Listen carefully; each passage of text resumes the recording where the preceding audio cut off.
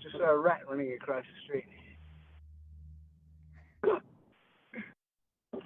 Okay, so we are recording. I'm going to start the transcript and then I will count you in.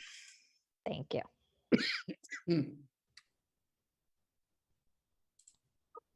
We will go live in 3, 2, 1. Good evening. Welcome to another edition of Brookline Select Board for the first night of town meeting, fall 2022. It is November 15th. News and updates. Any news and updates from board members? Bernard. And then Miriam. Yeah, let me be very quick because we don't have much time tonight. I just want to mention that we had a great Veterans Day celebration, and our town administrator made I thought, a pretty interesting and good speech. And one of the highlights was a soldier who's recuperating here in Boston from the war in Ukraine, and it was quite amazing to be able to talk to him and learn about his experiences.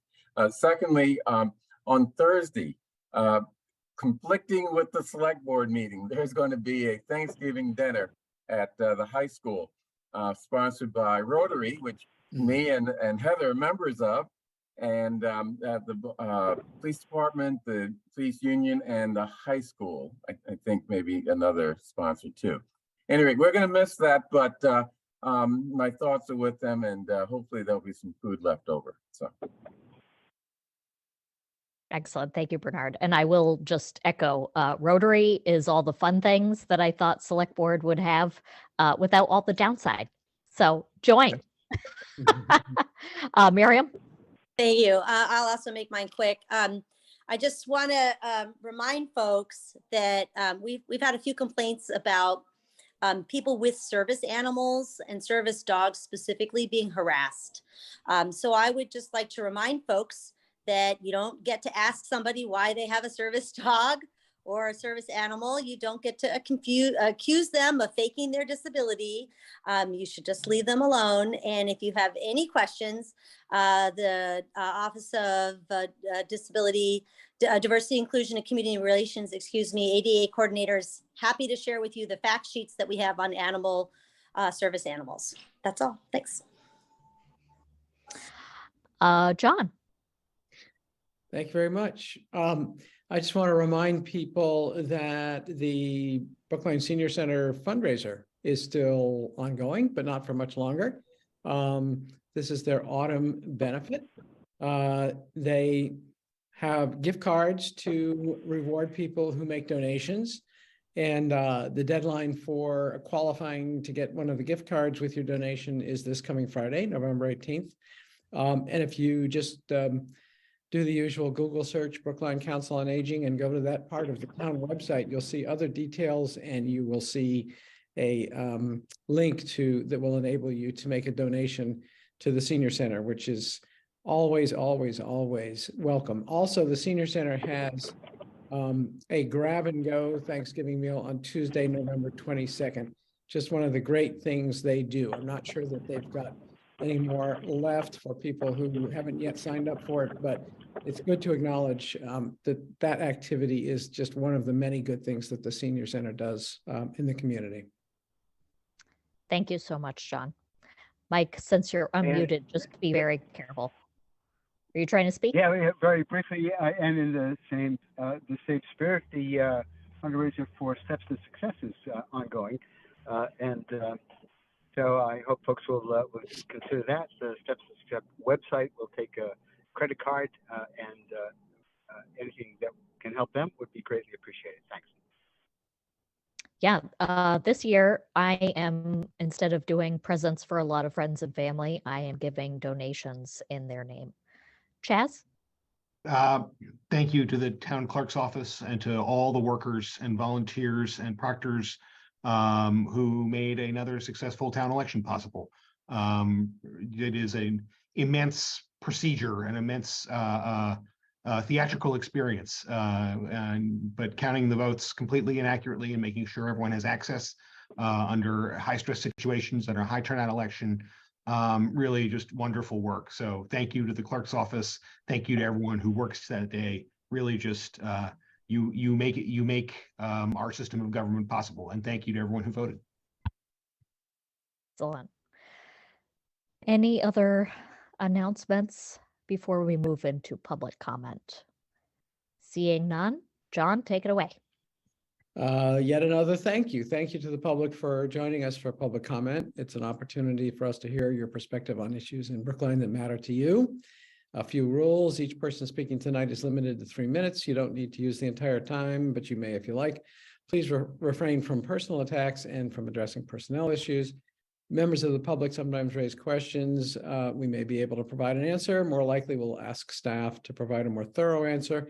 And we will let you know when you have 30 seconds remaining and then when your time is up. If you have any more to say, you're welcome to send an email to board members expressing your thoughts in greater detail. And Devin, who's on the list? The first person signed up for public comment is Chi-Chi Wu. You've been promoted to a panelist. You can unmute and share your video if you're comfortable, and your 3 minutes will begin.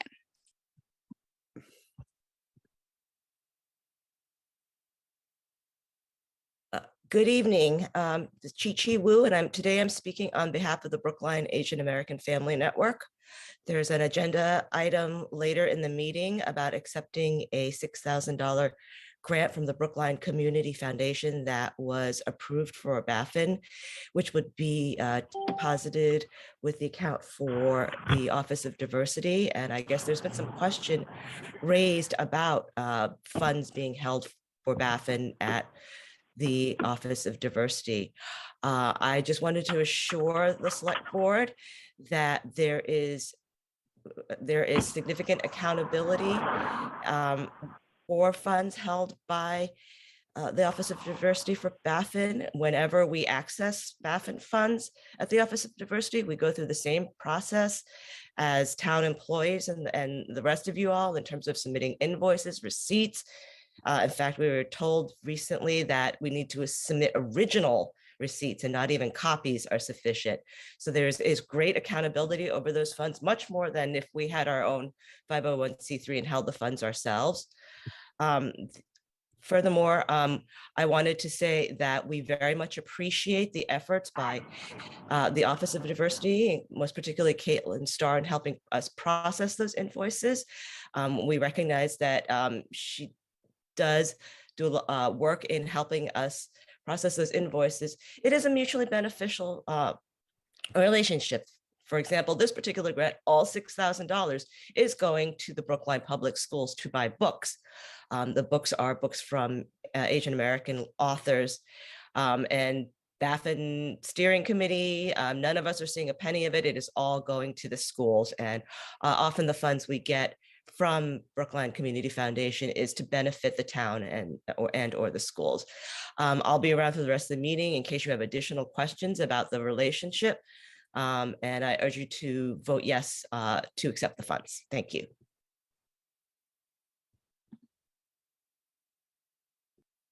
At this time, there are 21 attendees, and no one has used the hand raise or Q&A feature to indicate they would like to make a comment.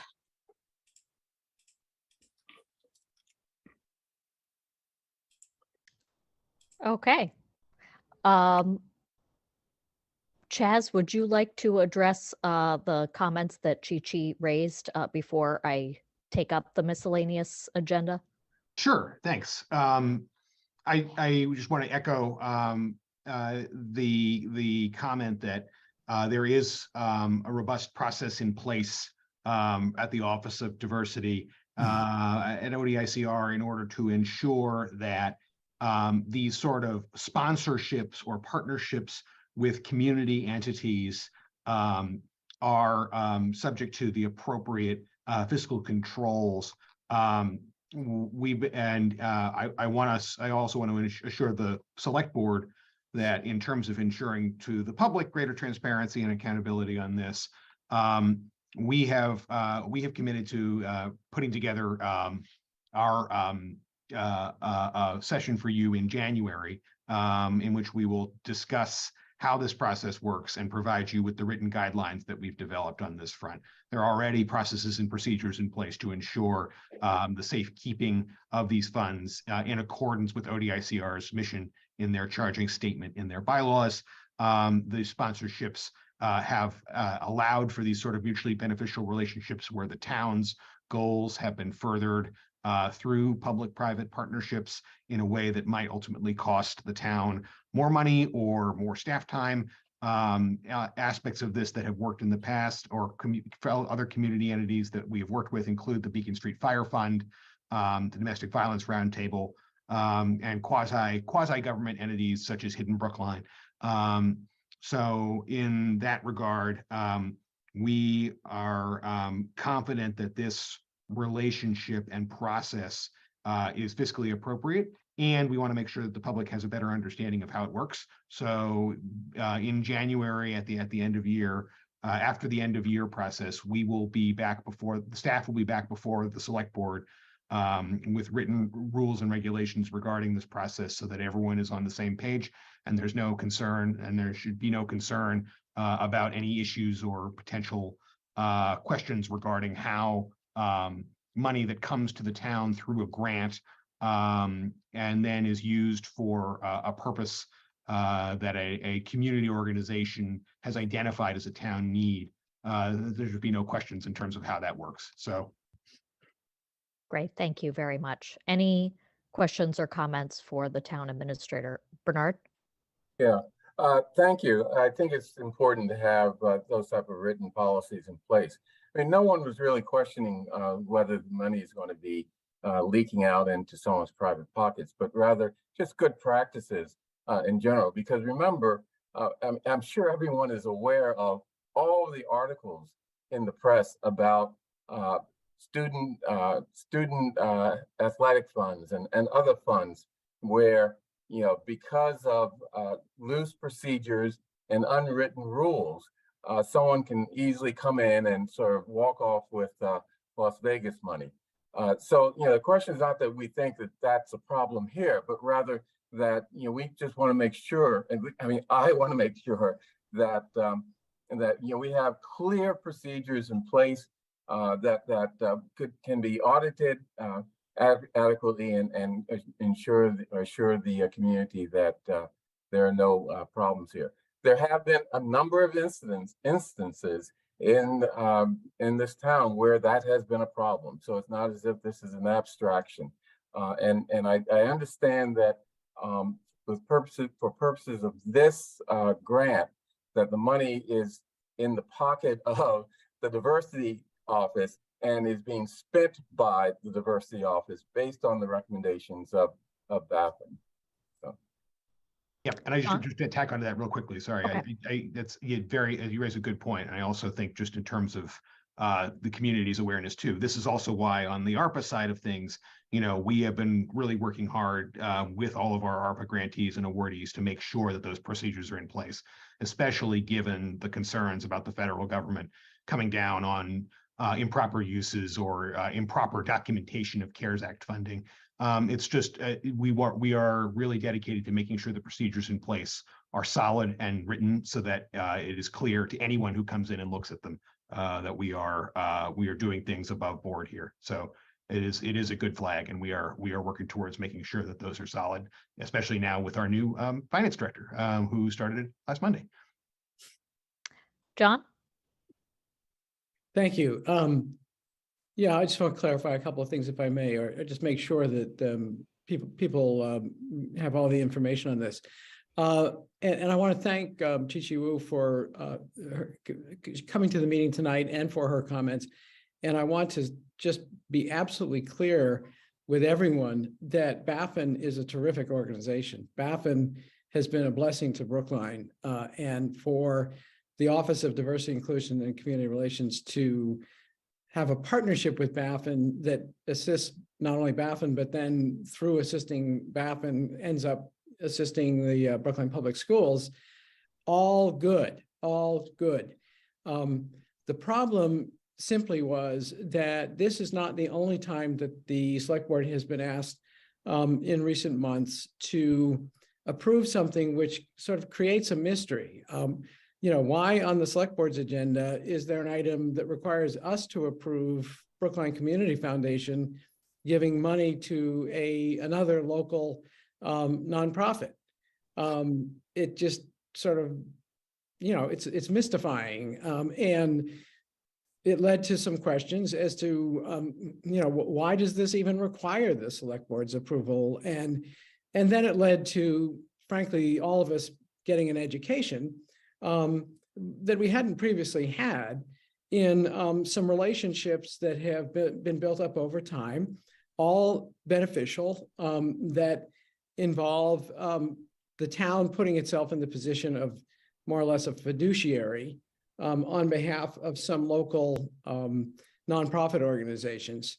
And I think that if that's going to happen, and it clearly is, first of all, it needs to be more widely understood so that the select board isn't mystified when these things come before the select board.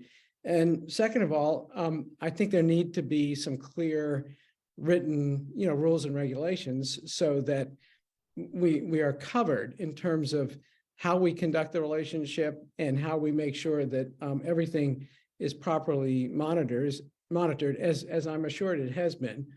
And then third of all, so that other nonprofits who maybe were unaware of this learn about it. So if we're going to do it for one or two, are we going to do it for 3, 4, 5, 6, 7, 8, 9, 10, 11, 12?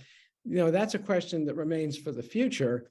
But I don't think it should be one of those things that is known to some people, not known to other people, and a mystery to the select board. And thankfully, through the diligence of the town administrator and also the arrival of our new finance director, we're going to get this all clarified, and we're going to get some stuff in writing, and I'm grateful for that. Okay, so I'm going to move into the miscellaneous agenda item. We are running 3C until Thursday at the request of a select board member. So that leaves 3A, 3B, and then 3D, 3E, 3F. I can quickly read them. Let's take the meeting minutes first for our meetings on October 25th and November 1st. Any questions or comments before I move those to be approved? Seeing none, I will move the approval of the meeting minutes for our meetings on October 25th and November 1st. Bernard? Yes. John? Yes. Miriam? Yes. Mike? Yes. Excellent. And the Yeah. chair votes yes. Okay, the rest of the miscellaneous is accepting a community grant in the amount of $6,000 from the Brookline Community Foundation to fund the Brookline Asian American Family Network to build an AAPI book collection for the Brookline Public Schools.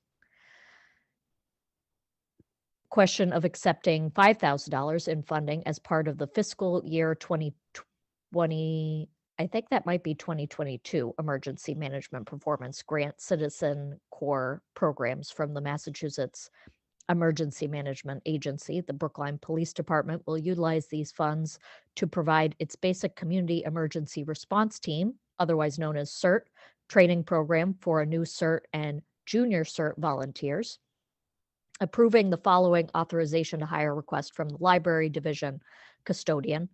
And finally, approving a temporary beer and wine beverages sales license to Orly Michon, doing business as the Lars Anderson Auto Museum, for a bar mitzvah to be held on November 26, 2022, from 6 p.m. to 11 p.m. at 15 Newton Street. 100 people are expected to attend. All those in favor? Bernard? Yes. John? Yes. Miriam? Yes. Mike? Yes. And the chair votes yes. Now moving to our regular agenda, Police Department authorization to hire request. Do we have the chief?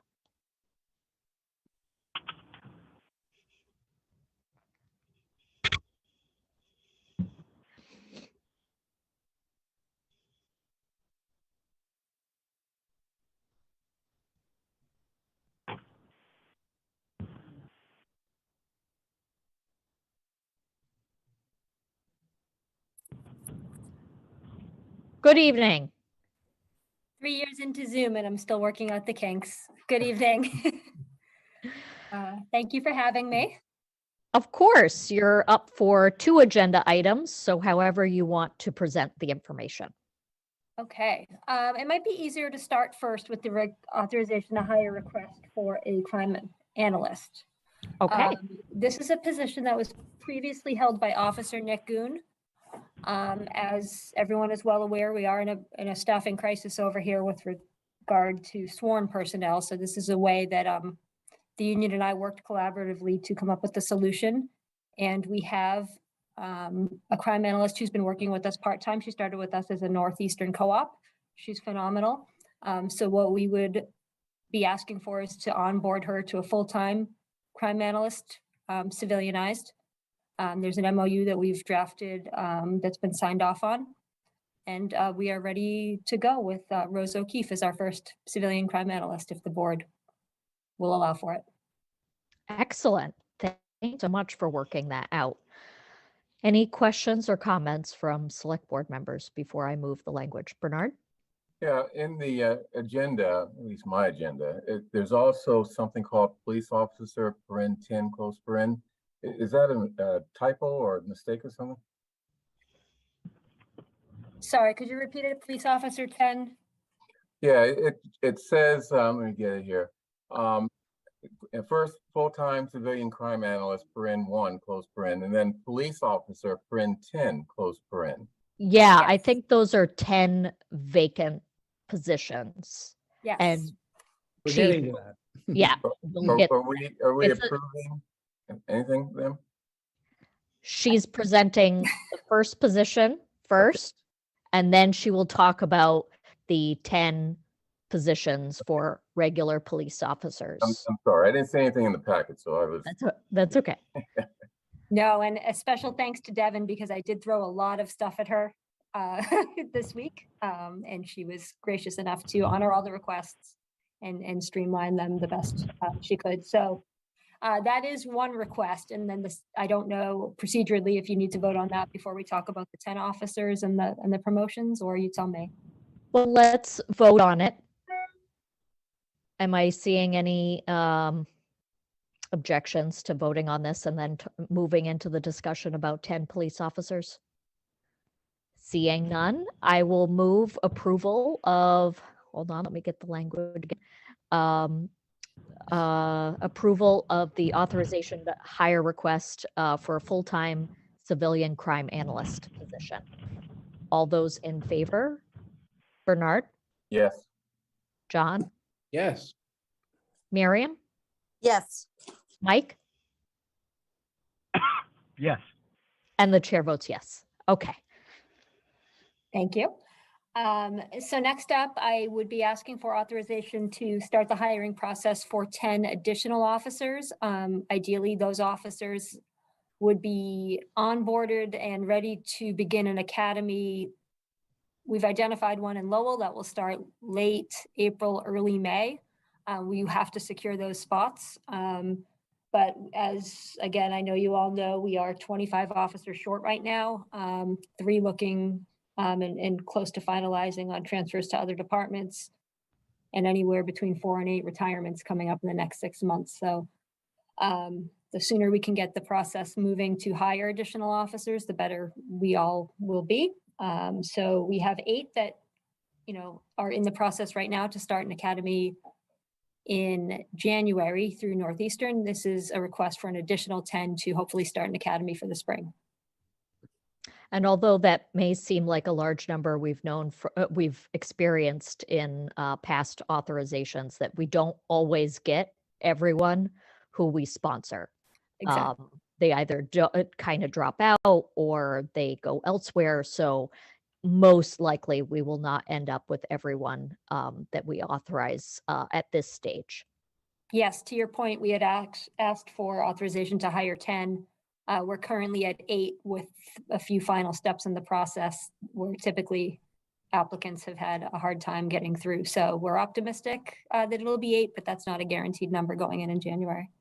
Excellent. We need to keep the pipeline going. Yes.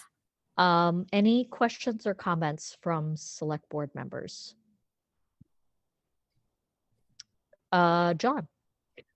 Yeah, a quick one for the chief, and perhaps you have a little information to offer on this, or perhaps not, that's fine. There's in the news story of some problems with the process of civil service exams having to do with some lawsuits in the background and exams that are being temporarily, I think, suspended. Or at least the scoring of the exams. Is that going to interfere in Brookline's ability to go forward with hirings? So my understanding, and if Jen Stallion is anywhere on the call, she might be able to speak better to it, but my understanding is that those decisions impacted only the promotional exams and not the entrance exams.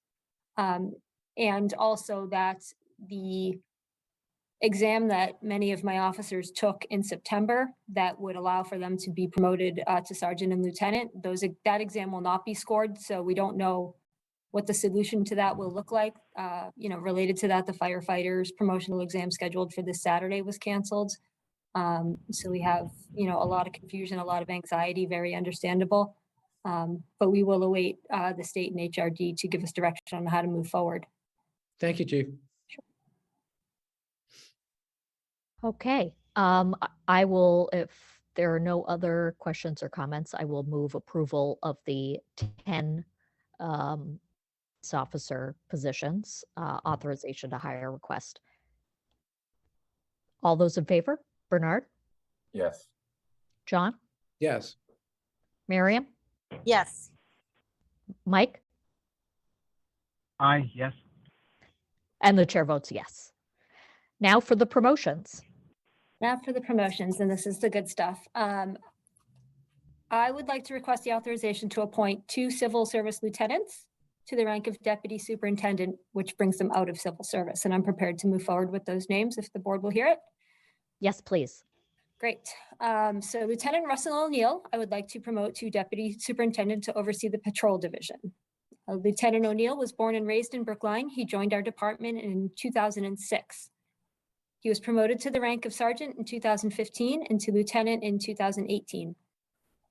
Lieutenant O'Neill has consistently volunteered for positions within the department, including the police EMS liaison, the infectious disease control officer, special response team commander. He teaches regularly for our CERT and crisis intervention team trainings. In addition to his police responsibilities, Lieutenant O'Neill has been an officer in the Army National Guard since 2005. He currently holds the rank of Lieutenant Colonel in the National Guard. Lieutenant O'Neill is a graduate of Brookline High School. He holds a bachelor's degree from UMass Amherst, a master's degree in criminal justice from UMass Lowell, and he's attended Perf Senior Management Institute for Police just this last summer. Second, Lieutenant Mike Murphy, I would like to see promoted to deputy superintendent to oversee the traffic division. Lieutenant Murphy joined the Brookline Police Department in 1989 and was promoted to sergeant in 1995. A total of over 33 years, including 25 years as a supervisor here in the department. He was promoted to lieutenant in 2018 and has worked recently as both the overnight shift and evening shift commanders, gaining additional administrative experience while working as the liquor control officer for 2 years in between those shifts. Lieutenant Murphy is a graduate of the Boston Latin School, has a bachelor's degree in law enforcement from Western New England College and a master's degree in criminal justice from Anna Maria College. Lieutenant Murphy has attended the FBI Leader Command Leadership Institute and Executive Leadership Development courses, and he is scheduled to attend the Senior Management Institute for Police through PERF this June. Great. I have a special place in my heart for the traffic division, so I look forward to meeting him. Any questions or comments? John? I just want to claim the personal privilege of saying that it is an honor to make these promotions. I mean, it's an honor to be on the select board that's making these promotions. But as a point of personal privilege, I want to complain that knowing that Russell O'Neill is being promoted to deputy superintendent makes me feel very old, because he went to Heath School with my son. So Russell, it's okay, you know, and congratulations to you on this occasion, and congratulations also to Michael Murphy. It's wonderful. Well, let's make it official. Bernard? Yeah, I just want to make a point that I think with these promotions, your entire command staff is filled, which is a great development, and really gives us an opportunity to further improve the police department and address issues that come up in town. For example, the traffic division. We're looking for a zero. What's it called? Division Zero. Division. No, not. I'm sorry. Vision Zero. We're looking to implement that program, and traffic deputy is incredibly important for that. And I see that Paul Campbell is going to be the community services deputy.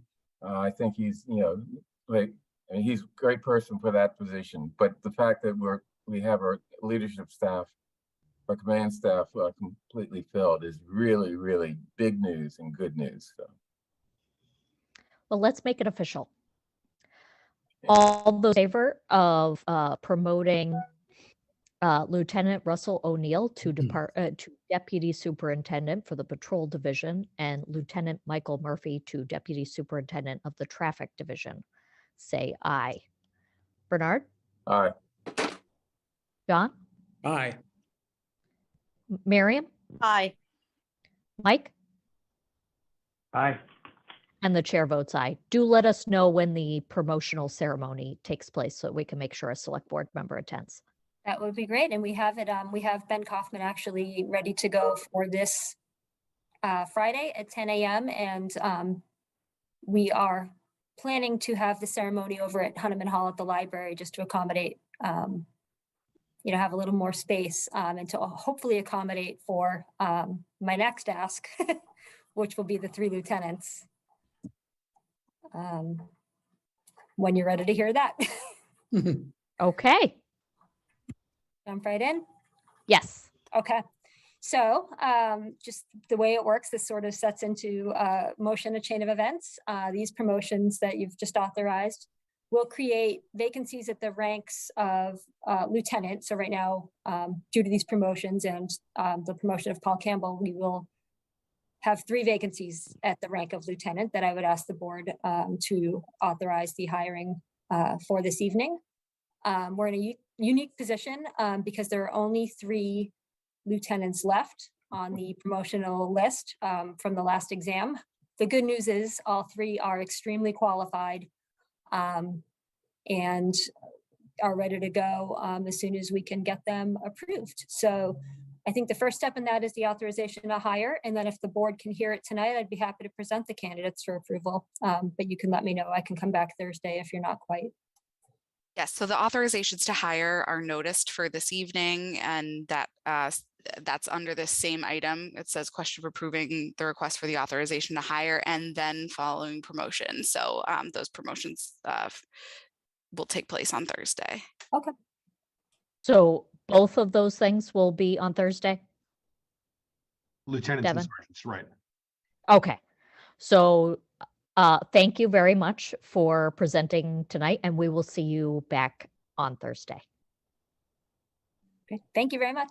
Okay, thank you so much. I Thank you. do think, Chair, sorry, that you do have to approve the authorization to hire, the request for the authorization. Oh, That's okay. correct. Okay.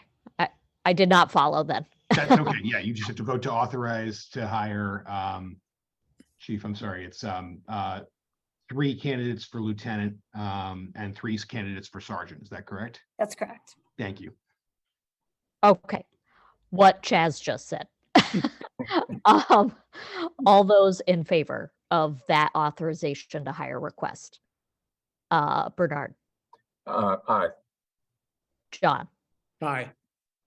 Miriam, Aye. Mike, Aye. And the chair votes aye. And we'll finish this business on Thursday. Very good. Thank you all very much. By the way, did we, and maybe I missed this, did we vote to approve the 2 promotions? I think we may have Yes. skipped that. We did we? Okay. No, no, I we think did. Yeah. Yeah. We Okay. did. I read their names and then I called on each and every one of you. Okay. Me and John are getting old. No, And then I said, let us know when the ceremony is. And she said 10 a.m. at Hanneman Hall. And anyway, All good. Okay. Thank you so much. Thank you. Okay, so the only reason I remember that is because I have to pay attention since I'm reading everything. Okay, so it is. I'm old and I remember. It is 5:36. So we have a couple of hearings that have been noticed for 6 p.m. Let's try to get through as many warrant article business as we can until about 5 of.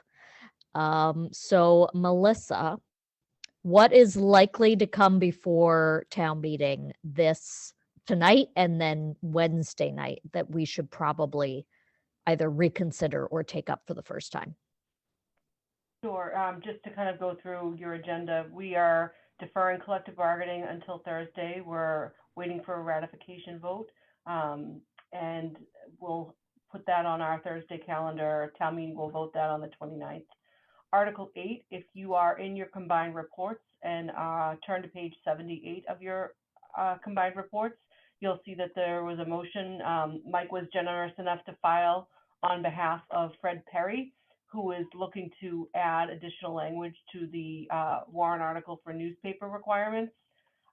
Essentially, the motion reads, in a newspaper specializing in news of Brookline with circulation not less than 3,000 copies per week throughout Brookline, should there be no such newspaper, notice shall be published in compliance with the Select Board's policy on public communication. I believe that the intent is that in the event there is a publication to distribute all of these notices to, that we would be mandated to do that through the bylaws. So the board can decide whether or not you want to reopen your existing vote, which is favorable action on the article as originally filed, or whether or not you want to adopt this amendment. So before we delve too much into it, Mike, are you supportive or were you just being nice?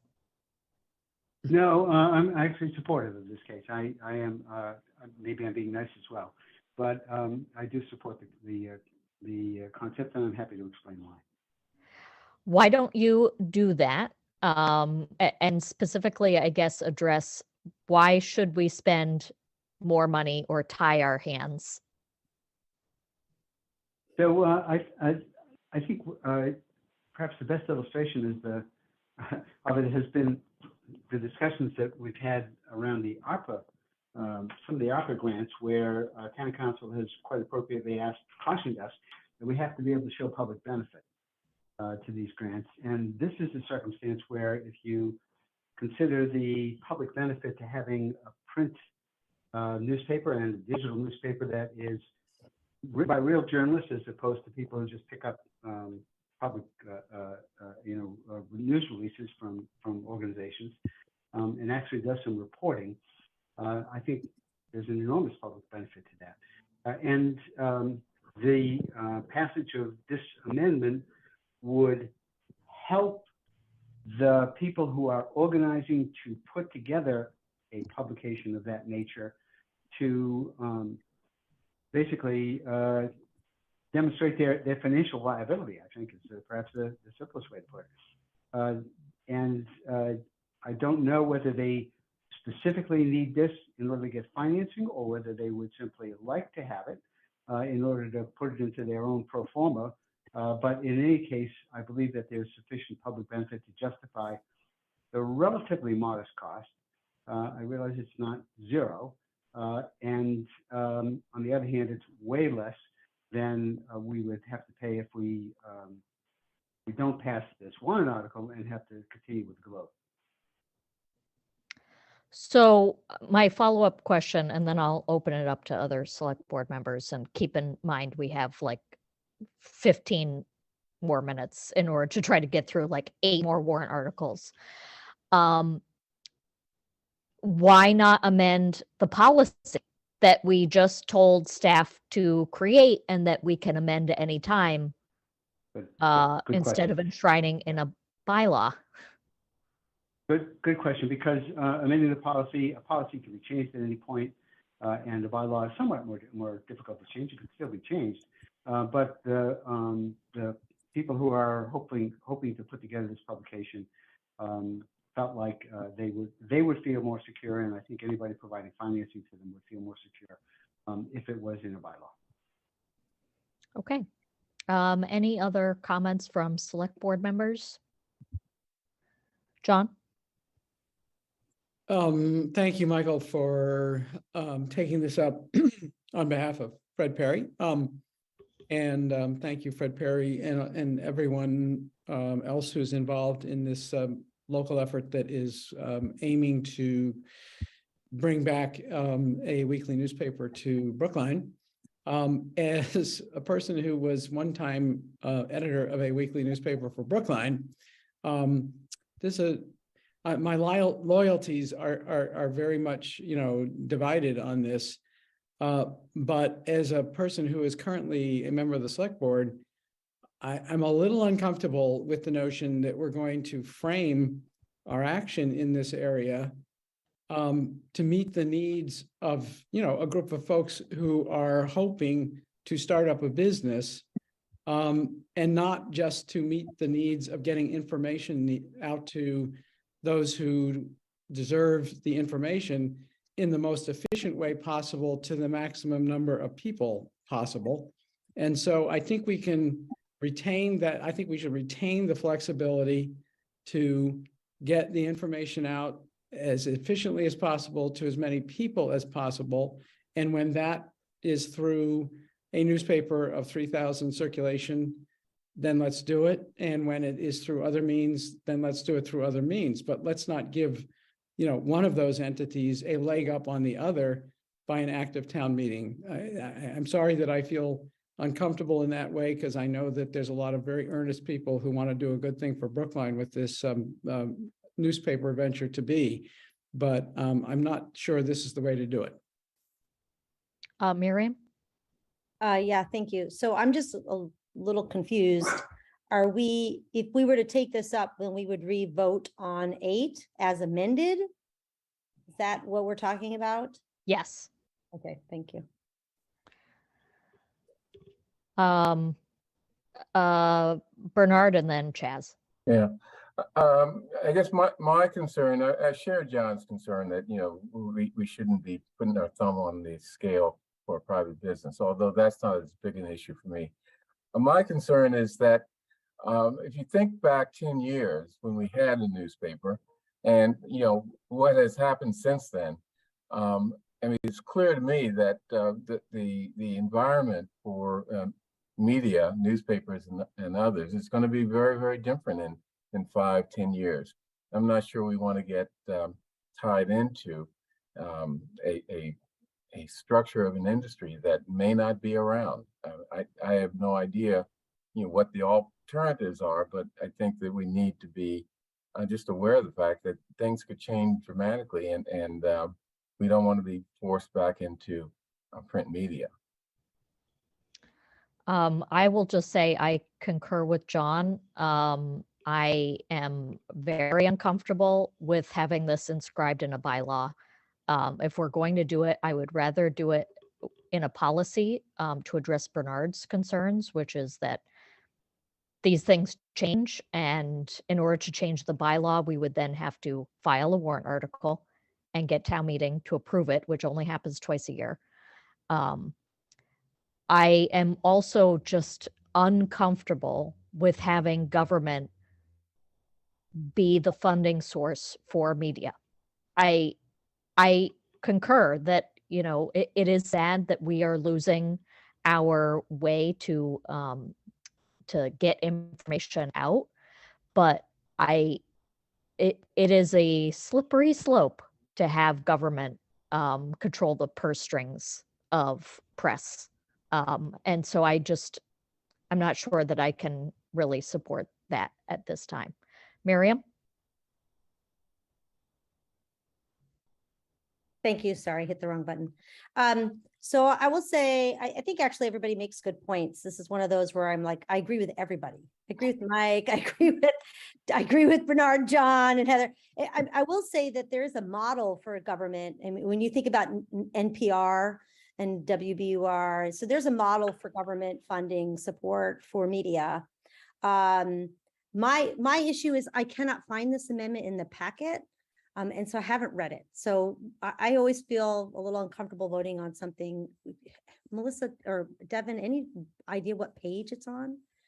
If I could jump in, Miriam, one of the things that we got in the folder was the updated combined reports. And it's on 71. If you just jump to 71 of the combined reports. Okay, thank you. I'm headed Sure. there. So I'm frankly quite conflicted because I think we really do need some sort, page 80 of the supplement. Thank you. I really do think we need some sort of media. I don't actually have any problem with the government funding it in some way, again, using the NPR model. I am a little hesitant to put it as a bylaw. So I'm still currently quite conflicted. Okay. I don't see an overwhelming sense of the board to revisit this. And we do need to move on because we do have to talk about warrant Article 9, just in case that does come up tonight or tomorrow night. So I assume that we're staying with our original position.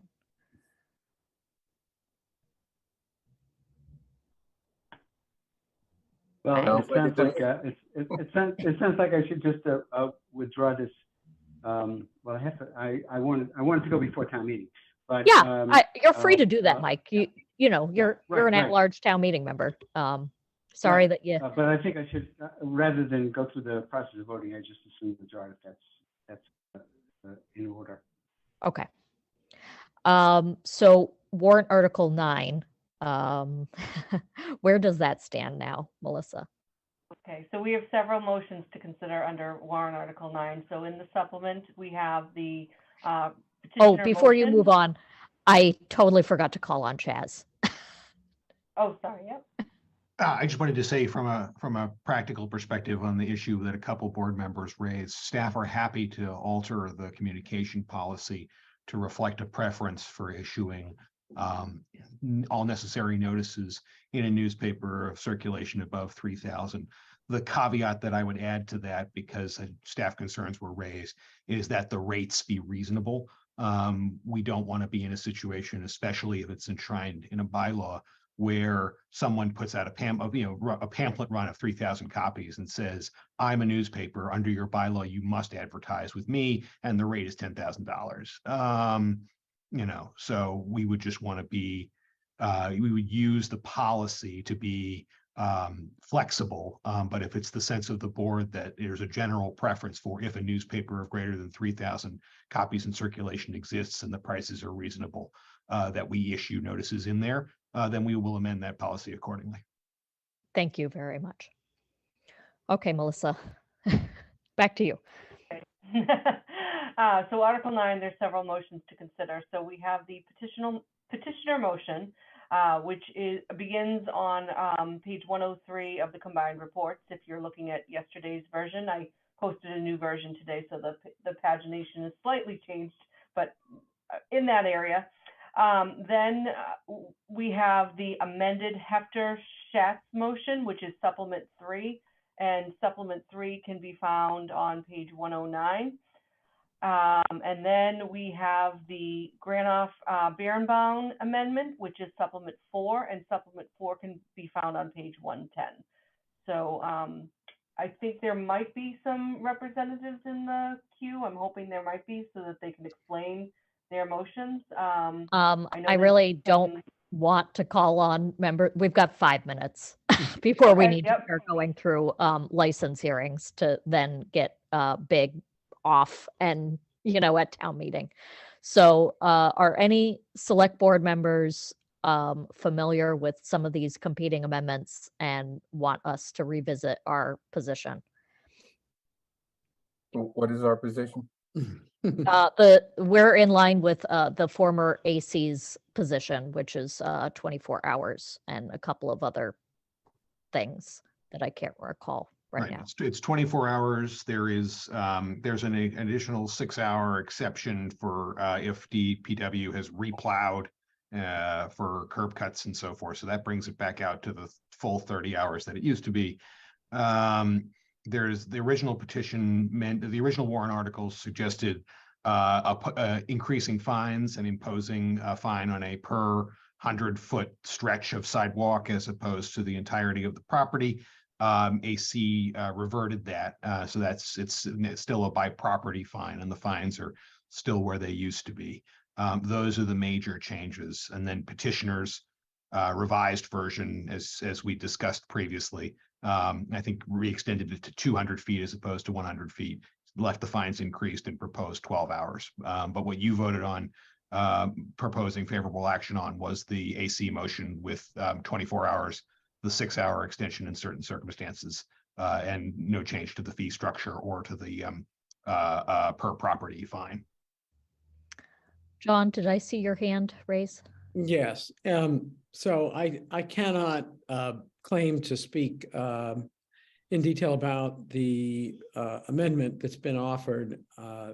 But what I do know is this, that the advisory committee is going to take up that amendment on Thursday. And I think that in one way or another, it would be great if we and the advisory committee could have a chance to sort of get in line with each other on this. And the amendment is for a very serious purpose. So if we can buy some time, I suggest we buy some time.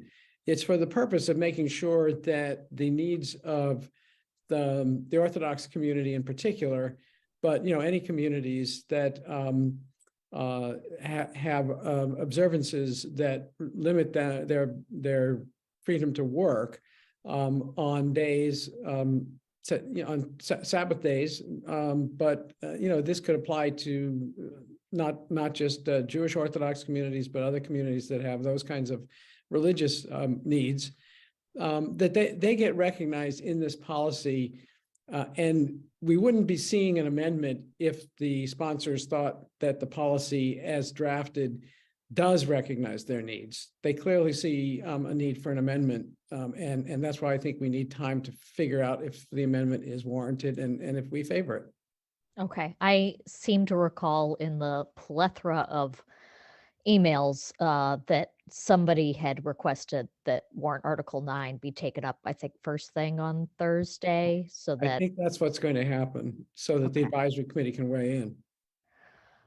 okay. Any other warrant articles that we are likely to see tonight or tomorrow that we may want to revisit?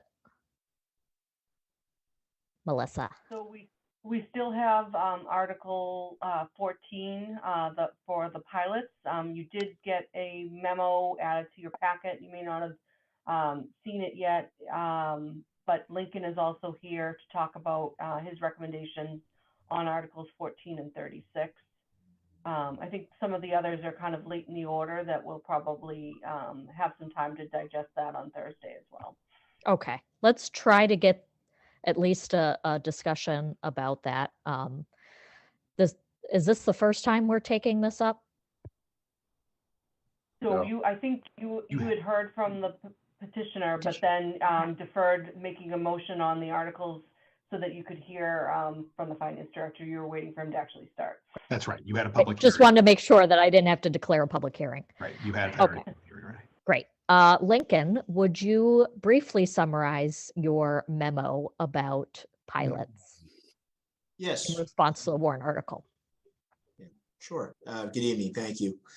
So I know the board received it today. So, to talk briefly about it. I don't want to repeat what's in the memo, but if you haven't had a chance to review it, articles, as you may have seen, articles 14 and 36 have to do with the existing payment in lieu of taxes pilot program, which began in 2007 for the town under the previous finance director and his work. There are 68 current private nonprofit landowners in town, of which 23 the town has active pilot agreements with. And the town does aggressively monitor and pursue payments on those pilot agreements. $1.8 million was collected towards the agreements in fiscal year 2022. What Article 14 would do, if approved, would require the assessors in the annual report to publish a list of all non-taxable, non-government owned real estate, and include the amount if the property had been taxable, which it's not, right? And whether a pilot agreement was in place with each landowner, in the amounts paid towards any agreements that are in place, and also any amounts not received because a pilot agreement isn't in place. As you can see in the memo that I wrote to the board, I would not recommend that the board support this article. I think it would be, to be clear, participation in the pilot program is entirely voluntary.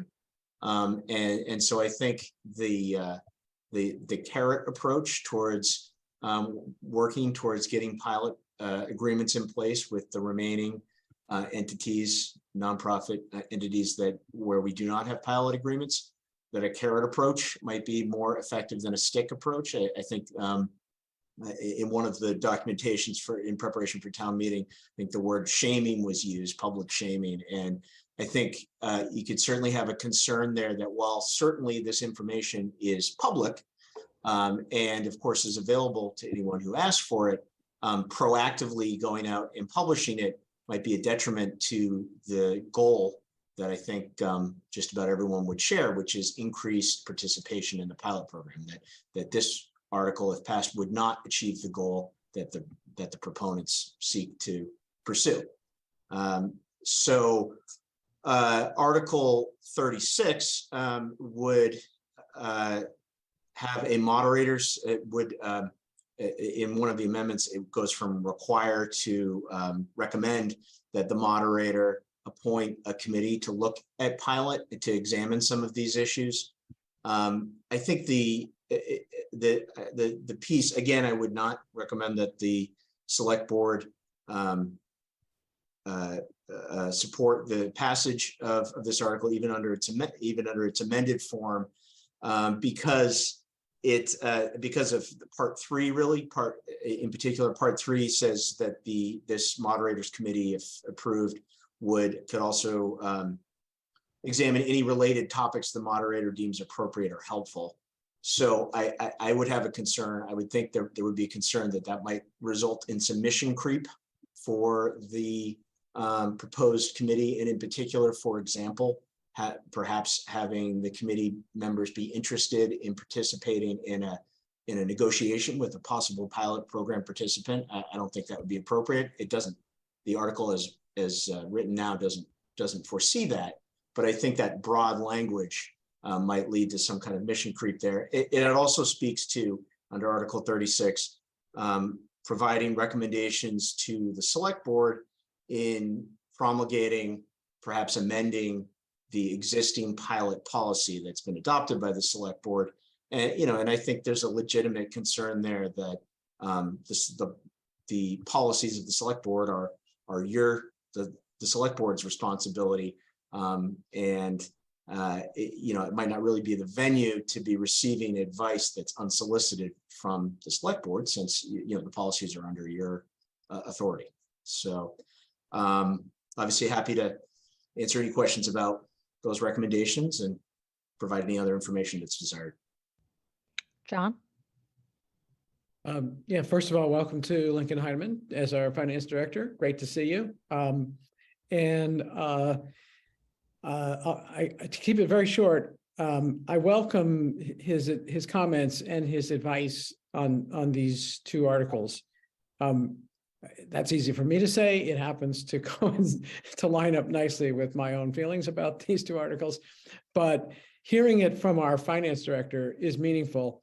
And what is also meaningful is that this isn't the only time that a finance director has offered this kind of advice on the question of pilot agreements. And I think we should take it very seriously. When the people who have to negotiate these agreements tell us that it would be a bad idea to do what an article proposes to do, I think we better take that pretty seriously. And so that explains why I have been opposed to these articles up until tonight, but now I'm, convinced that with sort of extra fervor that these articles would not be to the benefit of the town.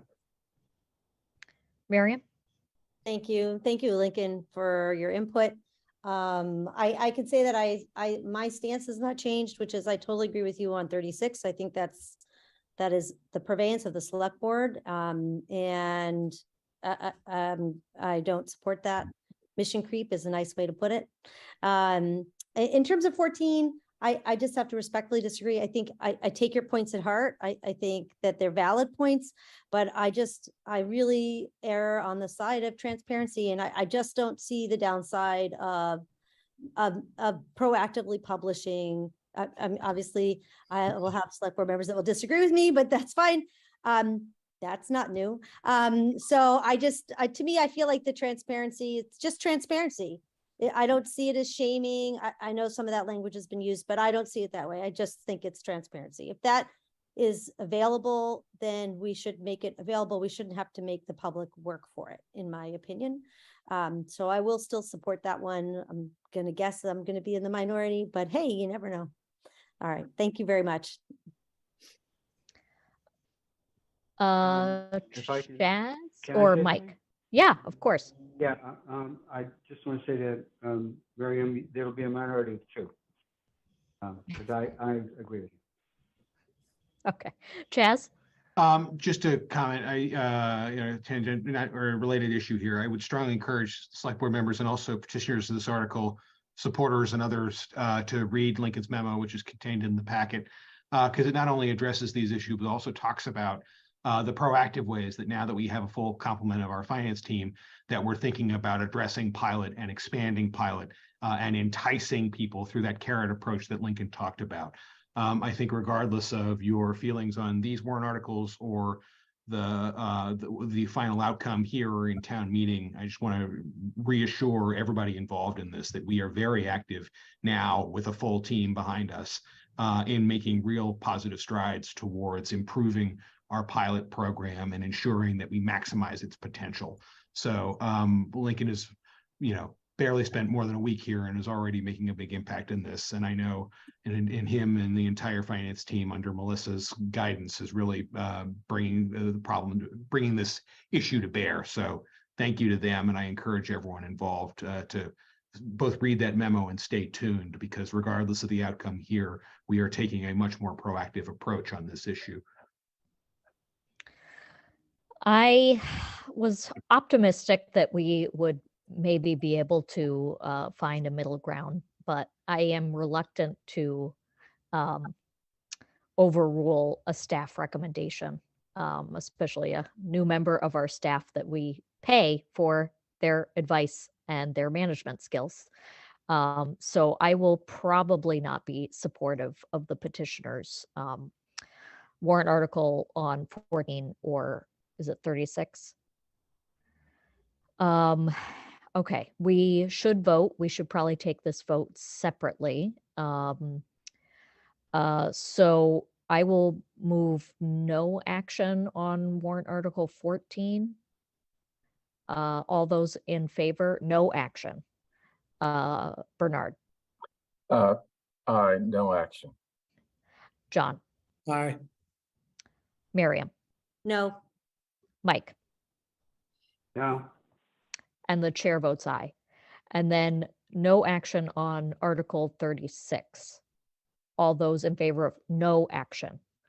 Bernard. Aye, no action. John, Aye. Miriam, Aye. Mike, Aye. and the chair votes aye.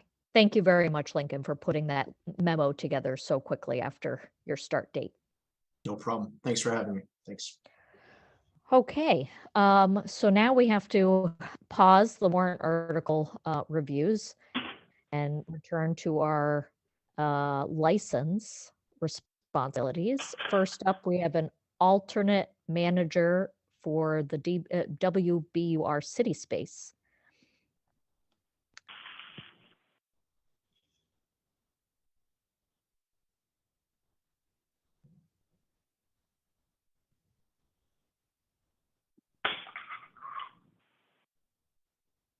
Good evening. Oh, we don't seem to have volume for you.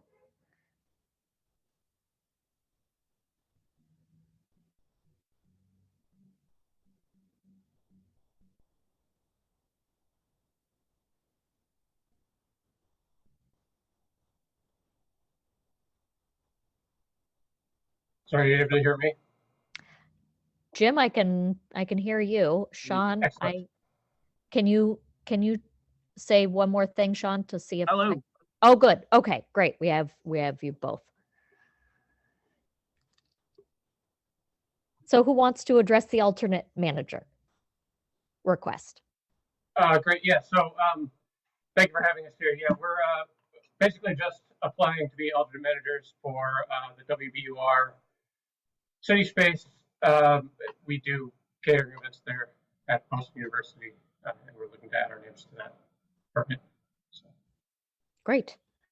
Any questions from select board members? This is kind of a unique thing to Brookline where we require alternate managers for establishments that hold a liquor license. It's good to have a number of alternate managers, just so that you don't find yourself accidentally in violation of our policies. Seeing none, I can move the language to be voted. I see 2 votes. So I will move approval of the application of alternate manager Sean, is it Favreau? Favreau for WBUR City Space, doing business as WBUR City Space at 890 Commonwealth Avenue. All those in favor? Bernard? Aye. John? Aye. Miriam? Aye. Mike? Aye. And the chair votes aye. And then the second alternate manager. I move approval of the application of alternate manager James, is it Ron?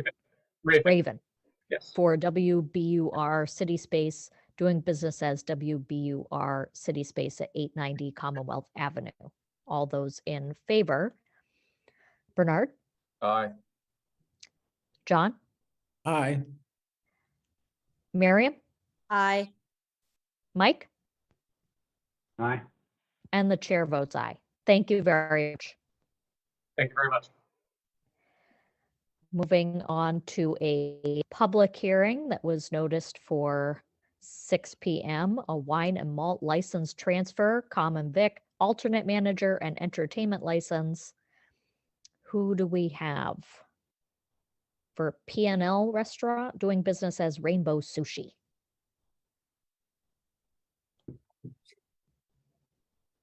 Hi there. Yes.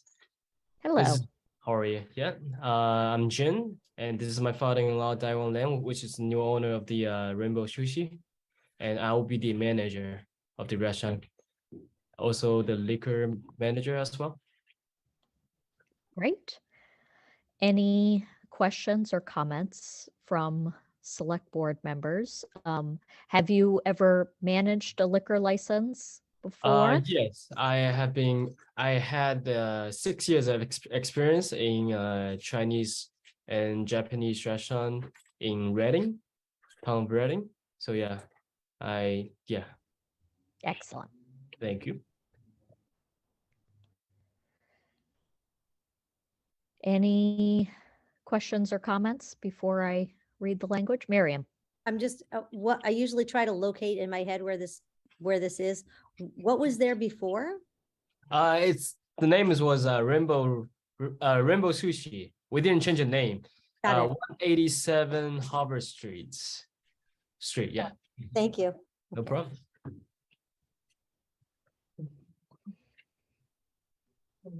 Any, oh, John? I think that this is a public hearing, right? Oh, yes, this is a public hearing. So Devin, do let me know if anyone wishes to make public comment. This time there are 20 attendees and no one has used the hand raise feature or Q&A to indicate they'd like to make a comment. Thank you so much for that reminder, John. Sure. So I will close the public hearing. But do let Devin know if anybody wants to make a comment. Otherwise, I will move the following 5 motions. I believe it's 5. Let me count. 1, 2, 3, 4. Nope, 4. I'm sorry. So seeing no public comment, I will first read off and move approving the application for a transfer of a wine and malt beverage restaurant license from P&L Restaurant Incorporated doing business as Rainbow Sushi to J Sushi Incorporated doing business as Rainbow Sushi at 187 Harvard Street, Brookline, Massachusetts. Proposed manager will be Jin Lee. The proposed seating is 32 seats. Proposed operating hours and proposed alcohol hours are Monday through Thursday, 11:30 a.m. to 10 p.m., Friday to Saturday, 11:30 a.m. to 11 p.m., and Sunday, I believe that might be 12 noon to 10 p.m. Yes. All those in favor? Bernard? Aye. John? Aye. Miriam? Aye. Mike? Aye. And the chair votes aye. I move approval of the application for a common victular license for J Sushi Incorporated doing business as Rainbow Sushi at 187 Harvard Street. Proposed manager of record is Jin Lee. Operating hours of operation will be Monday through Thursday, 11:30 a.m. to 10 p.m., Friday through Saturday, 11:30 a.m. to 11 p.m., and Sunday, 12 noon to 10 p.m. The proposed seating is 32 seats. All those in favor? Bernard? Aye. John? Aye. Miriam? Aye. Mike? Aye. And the chair votes aye. Thank you. And I move approval of the application for an alternate manager. Is it Daiwen Lin Yes. Yeah. for J Sushi Incorporated doing business as Rainbow Sushi at 187 Harvard Street? All those in favor? Bernard? Aye. John? Aye. Miriam? Aye. Mike? Aye. And the chair votes aye. And finally, I move approval of the application for an entertainment license for J Sushi Incorporated doing business as Rainbow Sushi at 187 Harvard Street. Entertainment consists of recorded music and television, Monday through Thursday, 11:30 a.m. to 10 p.m., Friday through Saturday, 11:30 a.m. to 11 p.m., and Sunday, 12 noon to 10 p.m. All those in favor? Bernard? Aye. John? Aye. Miriam? Aye. Mike? Aye. And the chair votes aye. Thank you very much and best of luck. Yes, appreciate it. Thank you. Okay, the next one was noticed for 6:10, so okay, we're still good. This is a wine and malt license transfer and alternate manager public hearing. Who do we have for Curry House to Cantina Hospitality? Oh, this is the Taco Bell Cantina.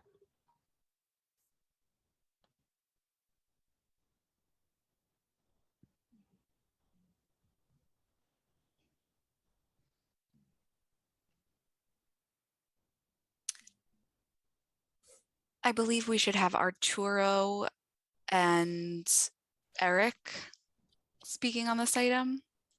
Great.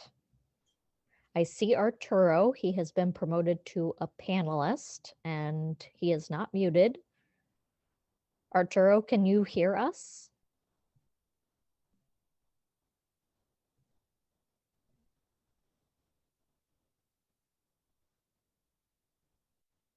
Any sign of Eric?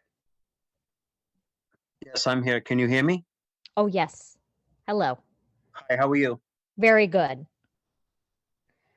So you are here for a, was it wine and malt license transfer and alternate manager? Yes, we are. Yes. I'm Great. here with Thomas Miller and Arturo Escalano as well. Excellent. Are you familiar with our liquor evening, Madam license Chair. practices in Brookline? In Brookline? Sorry, we've got, so just want to interject. Thomas Miller is the attorney for the applicant. Oh, great. Good evening, Madam Chair. Sorry, I was just promoted, so we got the, I'm here now. So Great. the joys of virtual meetings. As Mr. Carey said, my name is Tom Miller. I'm the attorney on behalf of the applicant, Cantina Hospitality, doing business as Taco Bell Cantina. As you stated, this is the transfer of the wine and malt from Curry House to the Taco Bell Cantina, approximately 250 feet across Beacon Street. As you have already noticed, Arturo and Eric have joined us tonight. They're the proposed manager and alternate manager. Both are U.S. citizens, both have over a decade of experience in the food and beverage industry. They both are familiar with the rules and regulations of the Commonwealth, the ABCC, and the board's own rules and regulations for the sale of service of alcohol. Both are also ServSafe and or TIPS certified. I don't remember off the top of my head which specific training.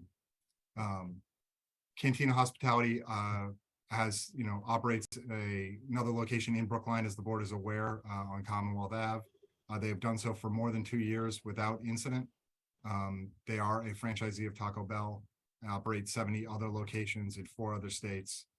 And they're a high quality operator, consistently one of the best in the overall company. The addition of wine and malt to this location will add this unique amenity to the Coolidge Corner area, to their affordable food and beverage options, in this fast casual concept with their unique murals and artwork decor, creating a welcoming environment. I just kind of hit the highlights. We're happy to answer any questions the chair or the members of the board have. We look forward to answering any you may have, and then hopefully having you come by for a nice meal with a glass of wine shortly. Wonderful. Thank you very much for that presentation. Bernard? Yeah, maybe I'm a little confused here, but the materials show 2 locations, and one actually, as I recall, is the Curry House on Beacon Street. So the location of this new restaurant is going to be what? We are proposing to transfer the location from 1335 Brooklyn Beacon Street to 276. Oh, okay, I got it. I'm sorry. Yeah. So basically the Curry House was near Lee's Burgers. And I am still mourning the Peshwari naan that I will never have again. And where they're going in is the old Oath Pizza. Yes. Got it. Okay, good. And the space is currently up and running now, and with the CB license previously approved by this board. Miriam? Yeah, I was going to actually say, I think my kids have already been there a few times. I remember you were excited about it from our previous hearing. Yes. So is that margaritas on tap? I just want some clarity here. No margaritas, unfortunately. It's wine and malt beverage. That's okay. I don't actually drink tequila. Thanks. I don't anymore either. Any other questions before we open it up to the public, since this is a public hearing? Seeing none, If you are a member of the public, please reach out to Devin Fields, who will be promoting attendees to panelists to ask questions or make statements.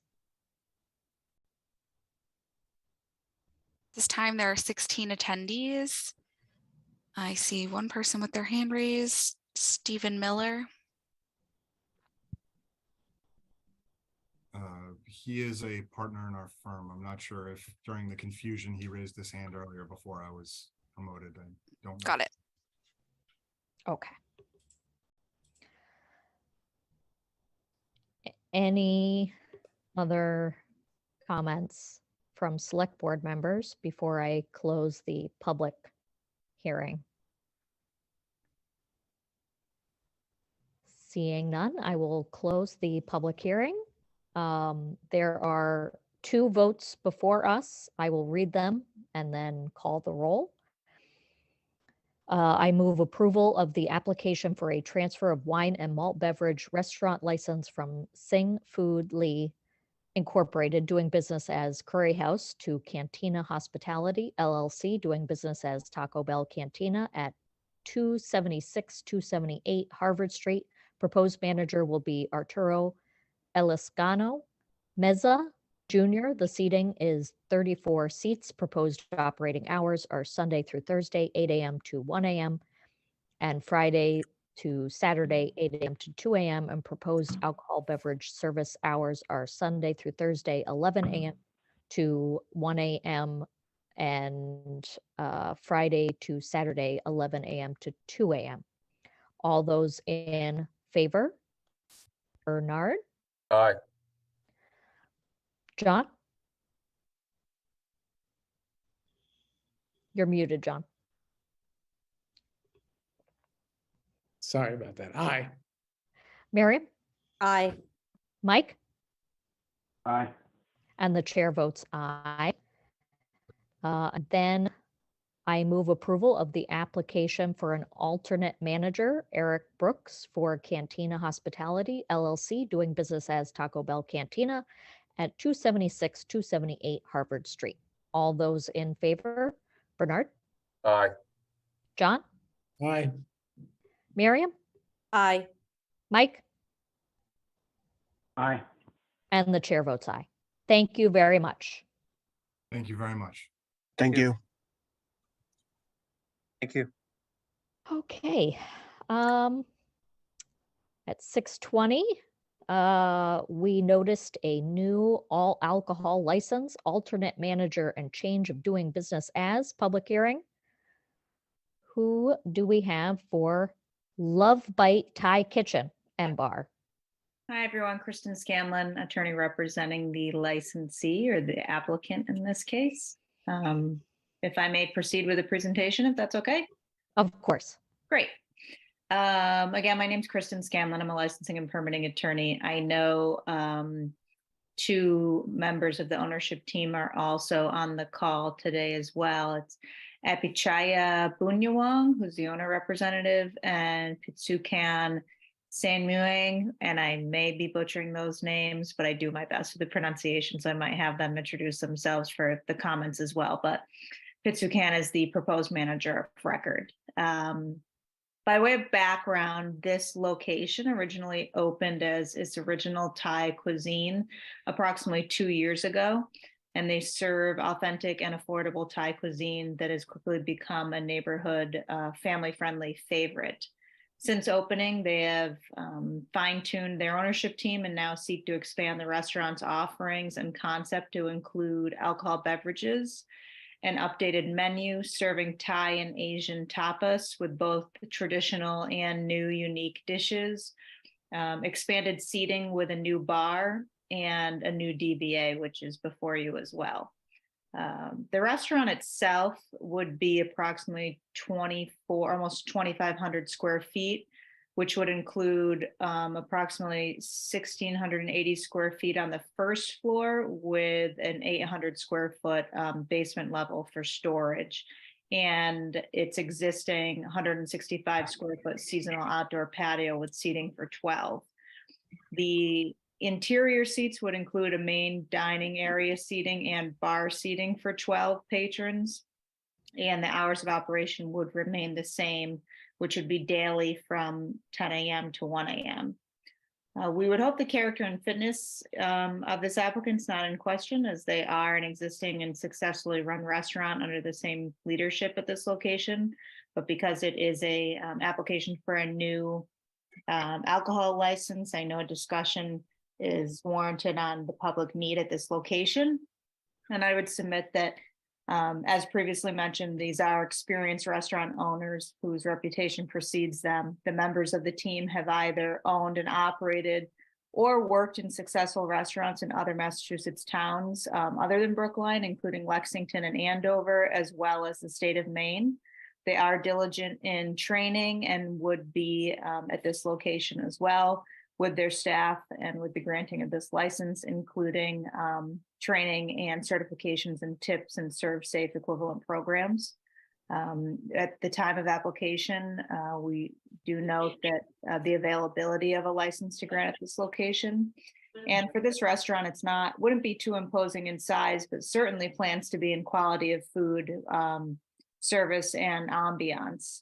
It also incorporates a unique concept that definitely balances out other offerings in the neighborhood. Nearby, you have restaurants with Mexican cuisine, American, Italian, Spanish, Mediterranean, French, Chinese, Japanese. So the continuation and incorporation of the Thai and Asian cuisine at this location is a nice complement and well-rounded balance for the surrounding neighborhood.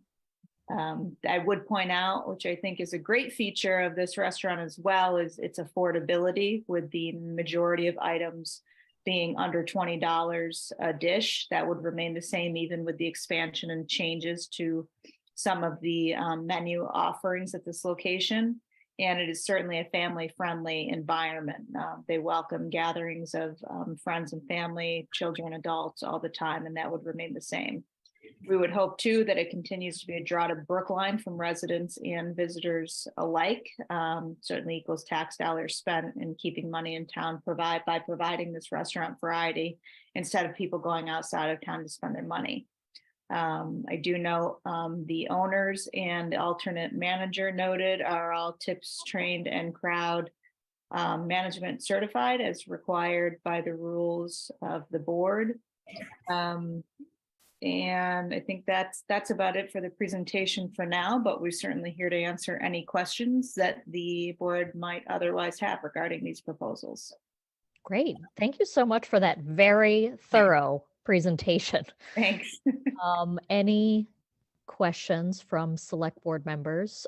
Miriam, and before she starts to speak, I'll just say that this is a public hearing. So if you are a member of the public, please reach out to Devon Fields to let her know you wish to speak. Miriam.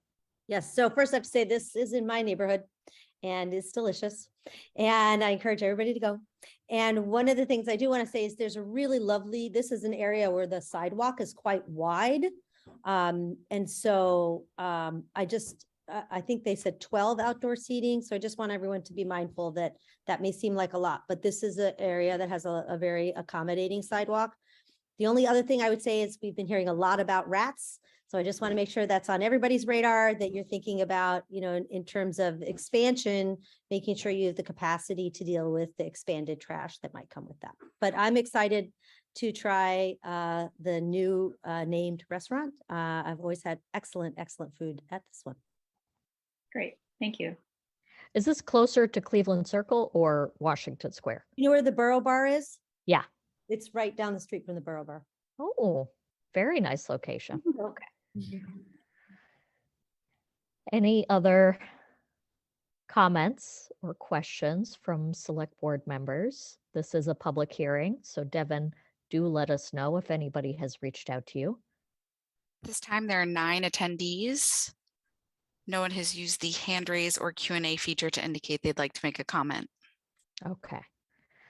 I will close the public hearing and I will start to read the votes and then I will call a roll. There are 3 votes in total, and I apologize ahead of time for the name mispronunciations. Okay, the first vote will be moving approval of the application for a new all alcohol beverage restaurant license for DD Heng Incorporated, doing business as Love Bite Thai Kitchen and Bar at 1671 Beacon Street. Proposed manager will be Pisukan Senamong. The proposed seating is 72 inside seats, 12 outside. Proposed operating hours and proposed alcohol hours are Monday through Sunday, 10 a.m. to 1 a.m. All those in favor?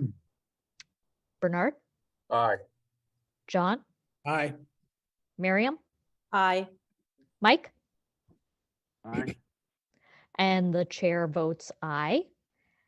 Next is the question of approving the application for an alternate manager, Manunya Palbunsri, for DD Heng Incorporated, doing business as Love Bite Thai Kitchen and Bar at 1671 Beacon Street.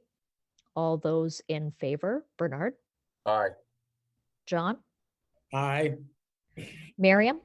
Aye. Mike? Aye. And the chair votes aye. And finally, moving approval of the change of doing business as from its original Thai to Love Bite Thai Kitchen and Bar at 1671 Beacon Street. All those in favor? Bernard? Aye. John? Aye. Miriam? Aye. Mike? Aye. And the chair votes aye. Thank you and best you. of luck. Thanks so much. Have a great night. Okay, we do have board and commission appointments.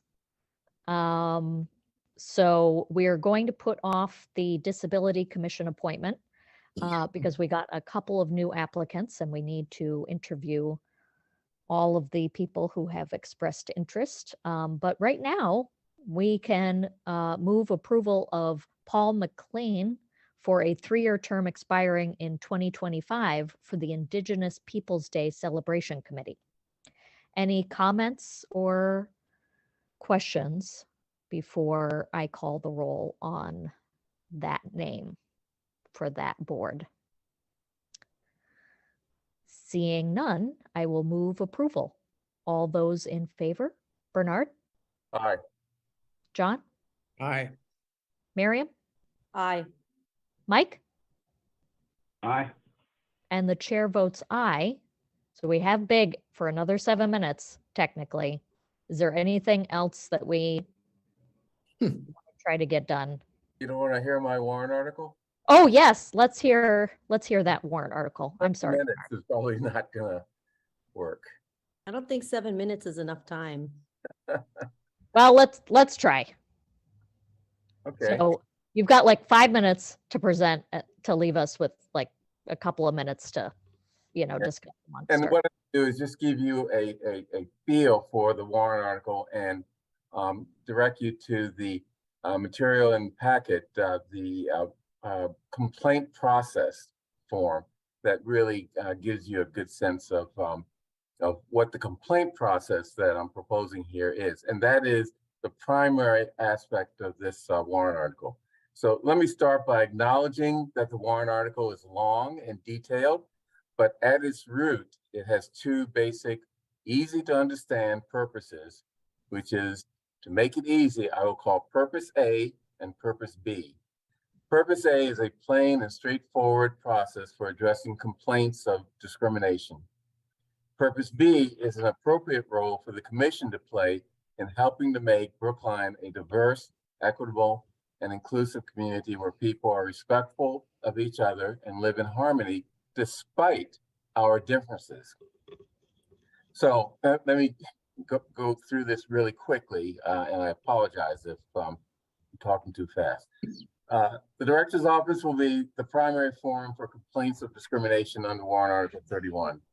It plays that role now, and the Commission is currently not involved in any serious sense in the complaint process, despite being given a role in the current iteration of bylaw 3.14. Complaints are now easily filed with the diversity office using a form on the office's webpage. Most complaints involve ADA violations, which the office can quickly correct.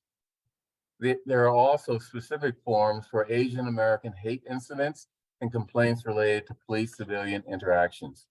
These forms will continue to be used under Warrant Article 31. This key piece of Warrant Article 31 are the 6 steps that the director can take to determine whether to handle a complaint locally, or if there is an off-ramp to another body or to a quick resolution. This is laid out in more detail in the complaint process document in the select board's packet. And let me just run through those 6 steps real quickly. The director determines whether the complaint is plausibly valid, and that's defined in the article. Second, if plausibly valid, the director determines whether on its face it is better handled by an adversarial forum that has the powers, the authorities, and the resources that a town commission of volunteers will not have to provide a real remedy for complainants. These would include the slow-moving MCAD, but also federal EEOC, the Mass Attorney General's Office, the Brookline Police Department, or this board, the Select Board. For example, the Select Board can revoke a business's license, as we did a few years ago with the Tam Kosher Chinese restaurant on Harvard Street. Many of you remember that horrible situation, but our ability to revoke the license after a hearing enabled us to deal with it real quickly. Third, the director determines whether there's a reason whether he should not handle the complaint and should engage an outside fact finder. Fourth, the director can determine whether he and the town administrator can fix the problem sort of informally. For example, ADA complaints against the town, which are civil rights violations, but the remedy does not have to require an elaborate adversarial proceeding. It can be solved quickly by the town administrator, for example, talking to DPW or some other department to fix a problem that is the subject of the complaint. And after, if the complaint can't be resolved by the above steps, the director does an investigation. The director of the diversity office is a trained professional who can do this much better than any volunteer civilian in town could. And the director currently does investigations and provides remedies for people with complaints.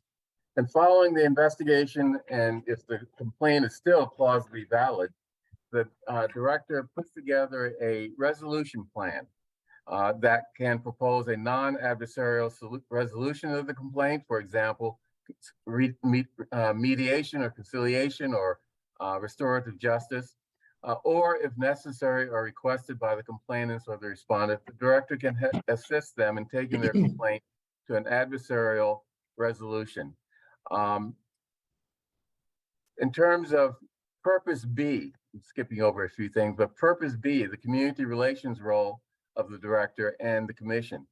The commission's mission is to work to help ensure that Brookline is a diverse, equitable, and inclusive community, which is the foundation of good and harmonious community relations.